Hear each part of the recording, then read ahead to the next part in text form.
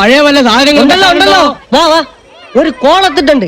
വില തന്നില്ലെങ്കിൽ സാരമില്ല, തല ഒഴിച്ച് തന്നാ മതി. കൂടുതലുണ്ടോ? കൂടുതലൊന്നുമില്ല, ഒരേ ഒരു ജോഡി. എന്നാ സാധനം സാറേ, എടുത്തോണ്ട് വാ. 135 കോടി ജനങ്ങളുള്ള സ്ഥലത്ത് ഇതുവരെ ഒരു ഇന്റർനാഷണൽ ഫുട്ബോൾ മാച്ച് നടത്തിയിട്ടില്ല. ലോകത്തെ ഏറ്റവും വലിയ ഇവന്റ് അത് നടത്തിയിട്ടില്ല എന്ന് പറയാൻ നമുക്കാണ് മോശം. ഇവനെന്തൊരു തോൽവിയാ. ഈ നിഷ്കളങ്കമായ മുഖത്തേക്കൊന്ന് നോക്കടാ ഈശ്വര, എന്തൊരു ചൈതന്യം. ഇത് 25 വർഷം പഴക്കമുള്ള സ്റ്റേഡിയമാണ്. പുതിയ റാങ്കിങ്ങിലേക്ക് ഉയർത്തണമെങ്കിൽ അതിന്റെ സ്ട്രെങ്തനിങ് നടത്തണം. നമ്മുടെ ഫെഡ്ലൈറ്റ്സ് എത്രയാ? ഫുൾ ലെവലിലേക്ക് ഉയർത്തണം. കാരണം എത്രയാ? 10-12 കോടി രൂപ സ്പെൻഡ് ചെയ്തിട്ട് ഫെഡ്ലൈറ്റ്സ് ഉയർത്താൻ വേണ്ടി. ഇവൻ പറയുന്നത് വിശ്വസിക്കരുത്. ഇവൻ ഭക്ഷണം കഴിക്കാനും കള്ളം പറയാനും മാത്രമാണ് വാ തുറക്കുന്നത്.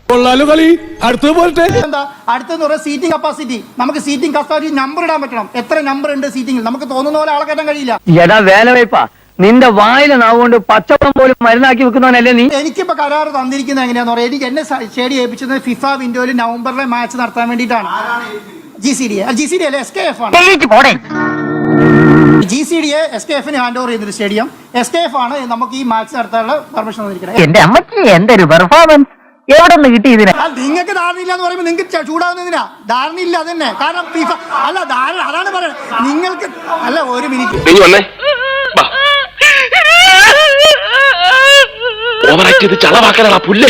ഞാൻ അടുത്ത ആഴ്ച ഈ സ്റ്റേഡിയത്തിന് അപ്രൂവൽ കിട്ടും എന്ന് പറയുന്ന ആളാണ്. ഈ വർക്ക് തീർച്ചയായും അടുത്ത ആഴ്ച കിട്ടും. അവനൊരു കുണാരനാണല്ലോ എന്റെ ദൈവമേ.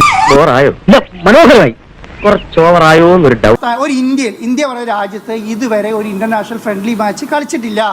ആ ഇന്റർനാഷണൽ ഫ്രണ്ട്ലി മാച്ച് കളിക്കാൻ എഫേർട്ട് എടുക്കുന്ന ഒരാളെ നിങ്ങൾ ഇങ്ങനെയല്ല കൈകാര്യം ചെയ്യേണ്ടത്. പല സമയത്തും പരസ്പര ബന്ധമില്ലാതെ പിച്ചും പേരും പറയുന്നത് ഭ്രാന്താണെന്ന് പറയുന്നത് ശരിയാണോ? വേണമെങ്കിൽ ഇതിനെ മാനസിക വിഭ്രാന്തി എന്ന് പറയും. ഞാൻ ബഹ്റൈനിൽ പോയി. അവിടുത്തെ പ്രസിഡന്റ് ഓരോ ഫെഡറേഷന്റെ പ്രസിഡന്റ്മാരെ കണ്ടു, ഓരോ രാജ്യത്തിന്റെ പ്രസിഡന്റ്മാരെ കണ്ടു.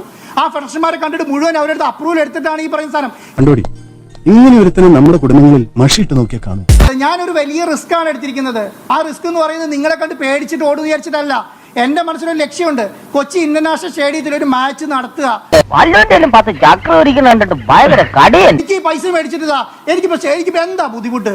ഒരു ബുദ്ധിമുട്ടുമില്ല. നിങ്ങൾ കുറച്ച് ഒരു ദിവസം വാർത്തയാക്കും, അതിക്കുള്ളൊന്നും സംഭവിക്കാനില്ലല്ലോ. അതെ അതെ, എന്തതെ വെറുതെ. ഇതൊരു രോഗമാണോ എന്ന് ചോദിച്ചാൽ അല്ല, എന്നാൽ അല്ലേ എന്ന് ചോദിച്ചാൽ ആണ്. പെട്ടെന്ന് സെന്റിമെന്റിലാവും. അങ്ങനെ പറ. മനുഷ്യര് ഭ്രാന്തായാലും ഇങ്ങനെയാണ്. പിന്നെ എങ്ങനെയാ? എല്ലാരും പിരിഞ്ഞു പോയ എന്റെ അമ്മ